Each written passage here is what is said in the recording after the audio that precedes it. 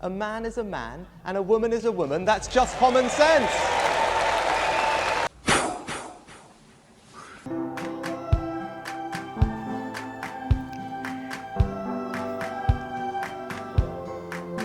Alright everyone, it's been a while, innit? I thought it'd be a really good idea to have a look at what's going on with Rishi Sunak and Keir Starmer. I've had a look at the newspapers, this is the Independent. Rishi Sunak, a man is a man and a woman is a woman. That's just common sense. Prime Minister Rishi Sunak has said, a man is a man and a woman is a woman. It's just common sense. In his closing speech at the Conservative Party conference, addressing the conference, Mr Sunak said, it shouldn't be controversial for parents to know what their children are being taught in school about relationships. Patients should know when hospitals are talking about men or women. We shouldn't get bullied into believing that people can be any sex they want to be. They can't. A man is a man, a woman is a woman, and that is just common sense. So we're finally here. We're finally at the point where the politicians are going to be fighting over who gets to say that they know what a woman is first in order to win our votes. That's amazing. My favourite thing about it as well is that Keir Starmer has apparently agreed with Rishi Sunak. So Sunak received his loudest applause from the Tory crowd in Manchester when he lunged into the arguments about identity issue by boldly declaring, I didn't know he was bald. What's that about? By boldly declaring, a man is a man and a woman is a woman. Does Starmer, whose own party has its divisions on the subject, agree? Yes, of course, he responds crisply and without qualification. You know, a woman is a female adult. That answer will delight some while dismaying those who regard the position as transphobic. That's amazing, because really what we've got here is we've broken through the point where politicians are too scared to say what a woman is. But then again, most of us are wondering how we got to that point in the first place, because it's absolutely ridiculous that we're even ever having to have this discussion. Everybody knows what a woman is. People who say they don't know what a woman is are lying. They're just lying. Everybody knows. Everybody knows that men can't get pregnant. People who say that men can get pregnant are lying. I'm not a big fan of the argument that they're mentally ill and that's why they're saying what they're saying. I don't buy it. I think they're lying because they know that there's power in it. And you can bully everyone into submission. As Rishi Sunak has admitted that there is bullying into submission going on here, and that you are bullied into pretending that men can be women, women can be men, and everything's a little bit like loosey-goosey with reality. We don't have to go along with it. And finally, there are some politicians stepping up and saying it. Now, whether they're saying it for the right reasons or not, we'll find out. Stats for lefties on Twitter. X. It's X now, it's not Twitter, is it? But they've said, new. Starmer says he agrees with Sunak's stance on trans rights. When asked by The Guardian if he agrees with Sunak's recent statements about trans people, Starmer replied, yes, of course. And he added, a woman is a female adult. My favourite thing is the comments. The comment sections are always my favourite thing on stories like this, because you just see all the nutters. And I think they do actually live online. I'm not convinced that they have healthy social lives. They might do, but only with each other.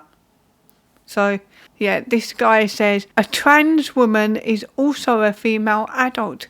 Seems to be lost on the transphobes for some reason. I mean, yeah, it is lost on us that men are also women. There's no science to prove that men are also women. I love how these guys, though, they go online and they say stuff like this with so much confidence, yet they never ever give us anything, like just give us one scientific article that can prove to us. Because if we have discovered the way to change people's sex, I mean, if we've discovered that people can actually change their biological sex just by sheer will, then we need to know about that.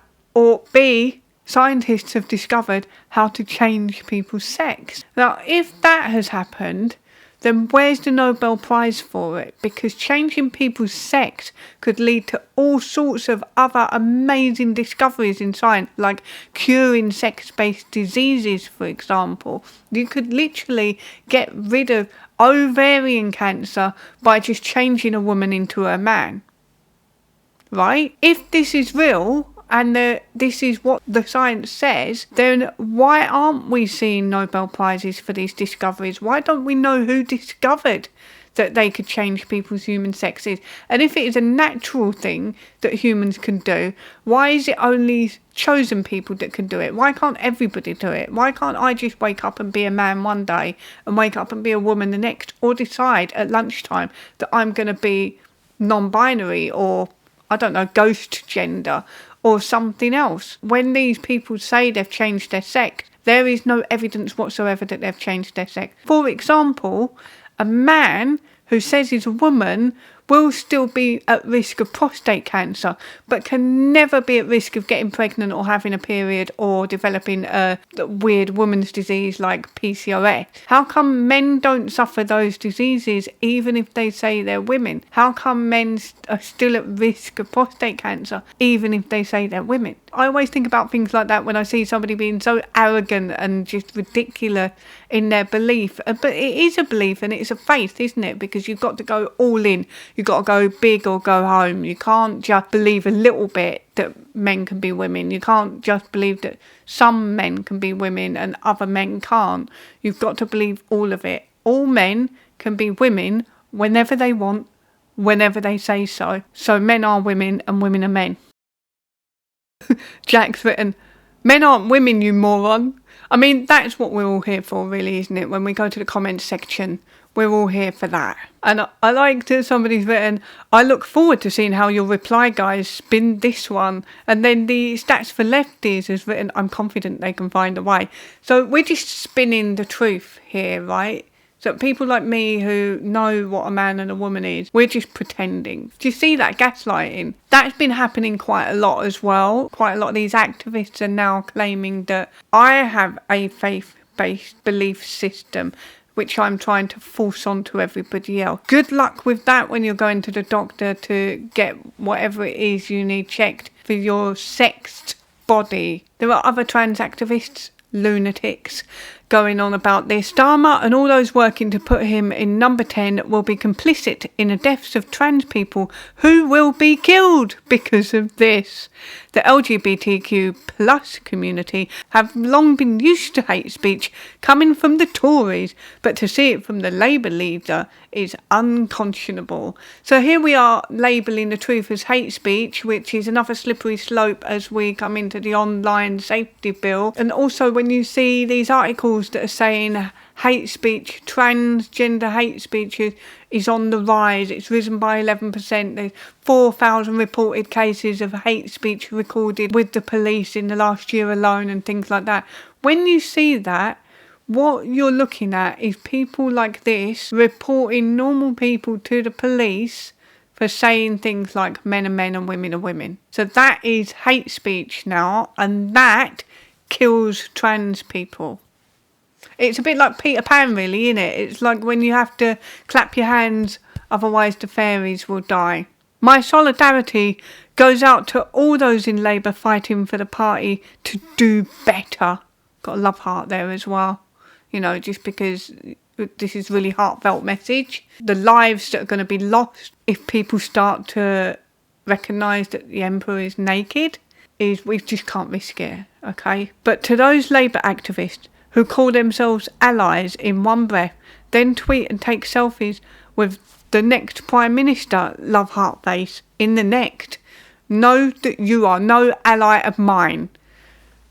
That's great, isn't it? Because there's a lot of war talk going on around this. So lives are being lost. You have to be an ally. You have to support. You have to pledge your allegiance and fight for the lives of these people.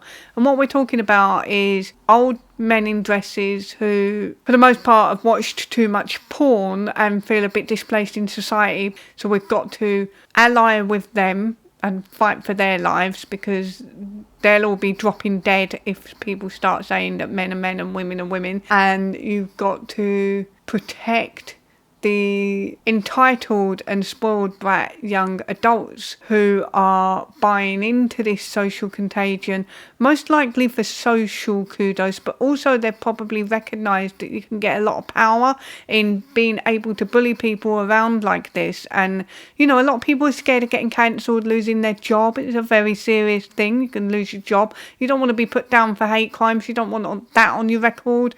So there is a lot of power to be wielded in saying that you're trans, and the idea that everybody else has to get behind them and be an ally and fight for them because their lives will be lost if other people don't believe in the same thing as them, that is a little bit weird. The UK is pretty much the safest demographic in the world for these people.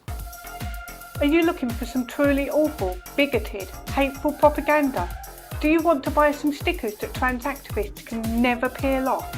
Do you like disgusting quotes and opinions? What about artists who appropriate queer culture? If this sounds like something you're into, visit my website. My art allegedly causes real world harm. The famous artist BirdieRose.com. 4 Women Scotland put up a good one. They said, no, he won't, because no one is killing you. Stop fetishising violence. Stop scaring and lying to vulnerable kids. You want to see what actual violence looks like? Turn on the news. You won't be so determined to cosplay a woman and a victim outside of your safe bubble. And that's exactly it, isn't it? This is fantasising. This is fetishising, fantasising, glorifying war and violence and pretending that you're a victim. And I think there's a real problem with that with trans ideology, because the whole core of it is based on being a victim. This victim mindset, it's a poison, it's brain rot, and it is something that we see a lot of. So I'm not entirely surprised that the narrative is, oh my God, don't tell the truth because people will die. That's always been the narrative, isn't it? It's, would you rather a trans kid or a dead kid? That's the idea that if you don't lie and you don't go along with the pantomime, your child will die. We're now seeing an extension of that. If the politicians start to tell the truth about what a woman is and start to acknowledge reality, people will die. And we need to push back on that, really. And, like, you know, I think it's absolutely ridiculous and hilarious in a way. Sometimes I just laugh at them. I wonder if less people will put up with this bullshit if they see the politicians standing up to it. Because we need to see that. We need to see more people in higher up positions of power and authority of some sort. You know, just saying it how it is and being truthful. Not that that is what a lot of politicians are known for, right? They're not exactly truthful. But it would be nice to have a little bit of it once in a while. What's to stop all the celebrities? You know, obviously you've got like Graham Linehan's been brutally hounded. They're like a pack of wolves. They come for your life and try and tear it apart. And I think that puts people off wanting to speak up. But, you know, if you're a celebrity, not that you'd be watching my show, but I'm just saying hypothetically, if you're a celebrity and you have all this money, you've had a great career, you've peaked in your career, and, you know, there is more you could do, but you've had a great career, you've got a solid life, you're settled, you've got a family, you've got everything you want, right? What's stopping you from speaking up? Because you've really got nothing to lose. I mean, okay, you could be worried about your legacy. You could be worried about your reputation being ripped apart and your family going through it. I think it's worth it. There are ways of keeping your family out of it as well. Like, your family don't have to agree with you, but I think it's worth it. Don't be afraid of telling the truth. Don't let anyone tell you, oh, you're right, but you shouldn't say it because it's not nice. Fuck that. Fuck the nice. There's no kindness in lying about this. Just don't be scared of it. Stick up for yourself. Speak up for yourself. Speak up for your kids. And don't let them get away with it. A man is a man and a woman is a woman. That's just common sense.